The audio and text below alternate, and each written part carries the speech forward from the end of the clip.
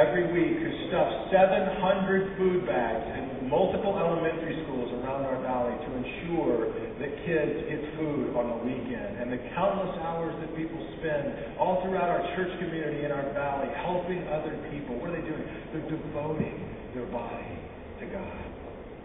And God is going to use that. And I just wonder what would happen if you and I began to just amp it up a little bit more and think about in practical ways how God could use us on a daily basis. How He could use your hands and use your feet. How He could use you in your careers, in your everyday life, making a real difference. Just being aware in and of itself will make a significant difference. But what can He do with our faith community reaching out in small acts of kindness and goodness to others in our valley over the course of the next 6 months? It could make a huge ripple for good. And that's what I want to challenge you with. The secret to life is not about just what you get. It's about what you give. Devote your mind to God. Devote your body to God. And God will bring blessing into your life as you do. Third principle I want to share with you is this. If you want to experience spiritual transformation, devote your will to God. Devote your will. Now, as you read through The Secret, there is an implication that's kind of woven throughout the book that God really doesn't have a purpose or a plan for our lives. Remember, God's kind of like a genie, and He's more at our beck and call. But when you read the Bible, you realize God isn't a genie. God is, this great, all-powerful, loving God, and this universe is about Him and His fame and His glory. When we look around us, even at our own bodies, what we see is the tip of the iceberg. Think of this for a moment. Take your hand and look at it. Now, your hand looks solid, but it's really not.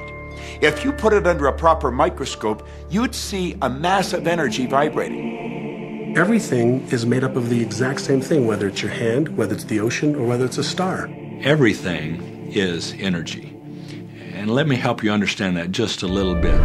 There's the universe, of course, and our galaxy, and our planet, and then individuals, and then inside of this body are organ systems, and then there's cells, and then there's molecules, and then there's atoms, and then there is energy. So there are a lot of levels to talk about something on, but everything in the universe is energy. I don't care what city you're living in, you've got enough power in your body, potential power, to illuminate the whole city for nearly a week. Most people define themselves by this finite body. But you're not a finite body. I mean, even under a microscope, you're an energy field. Well, what we know about energy is this. You go to a quantum physicist and you say, what creates the world? And he or she will say, energy. Well, describe energy. Okay, it can never be created or destroyed. It's always was, always has been. Everything that ever existed always exists. It's moving into form, through form, and out of form. Okay, great. You go to a theologian and you ask the question, what created the universe? And he or she will say, God. Okay, describe God. Always was and always has been, never can be created or destroyed, all that ever was, always will be, always moving into form, through form, and out of form. You see, it's the same description, just different terminology. And so if you think you're this meat suit running around, think again. You're a spiritual being. You're an energy field operating in a larger energy field. We're all connected. We just don't see it. There isn't an out there and an in here. Everything in the universe is connected. It's just one energy field. You are extensions of source energy, and you are here in these magnificent bodies, but your bodies have distracted you, for the most part, from who you really are. You are source energy. You are eternal beings. You are God force. You are that which you call God. Scripturally, we could say that we are the image and the likeness of God. We could say we are another way that the universe is becoming conscious of itself. We could say that we are the infinite field of unfolding possibility. All of that would be true. Every great tradition has told you that you were created in the image and the likeness of the creative source. That means that you have God potential and power to create your world, and you are. You are. Here's what Neil Donald Walsh says in The Secret. He says, there is no blackboard in the sky on which God has written your purpose.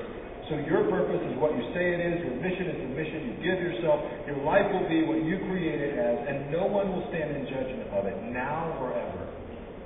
In other words, you're in complete control of your future. But you know, the Bible says that God does have a purpose and a plan for us in our lives, and that one day there will be a judge who will judge the living and the dead. In fact, when you look at Paul in Romans chapter 12, he says, you devote your mind to God. God does a work in your mind of transformation. You devote your body to God, and you devote your mind to your body, and then all of a sudden your life will begin to align to the perfect will of God. Check it out. Romans chapter 12, beginning in verse 2. It says, then you will learn how to know God's will for you, which is good and pleasing and perfect. Joy, love, freedom, happiness, laughter. That's what it is. And if you've just experienced joy sitting there and meditating for an hour, by golly, do that. If you experience joy eating a salami sandwich, then do that. God has a plan for you in your life.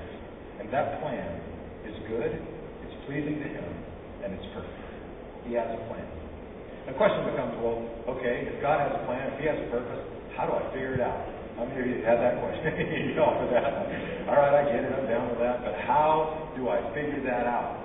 Well, I want to share with you some things that have made a real difference in my life in understanding God's purpose. Because I think when we think of God's purpose and God's will, we've got to know there's several levels to this. First of all, there's God's ultimate will, His ultimate purpose for the world. His ultimate purpose for the world, according to the Bible, is that people would come to know Him and love Him through the person of Jesus Christ. God has an ultimate will for the world. That's it. We know it. He's revealed it. Secondly, there's God's moral will. Well, you know what? God's already revealed His moral will as well. What we should do in right from wrong kinds of situations, about telling the truth and being honest and having integrity and those kinds of things. Anything that makes you feel good is always going to be drawing in more.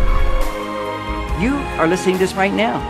It's you that drew this into your life. It's your choice whether you want to take it and utilize it. If it feels good, if it doesn't feel good, then let it go. Find something that feels good, that resonates with your heart,